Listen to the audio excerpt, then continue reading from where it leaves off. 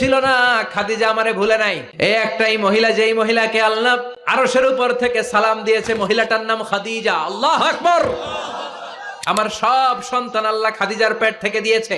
ফাতেমাতুজ জোহরা খাদিজার মেয়ে, জাইনাব খাদিজার মেয়ে, উম্মে কুলসুম খাদিজার মেয়ে, রুকাইয়া খাদিজার মেয়ে, আবুল কাসেম বিশ্বনবীর ছেলে খাদিজার ছেলে, আব্দুল্লাহ যাকে তাইয়্যিব এবং তাহের নামে আমরা চিনি, সেও খাদিজার ছেলে। সুবহানাল্লাহ।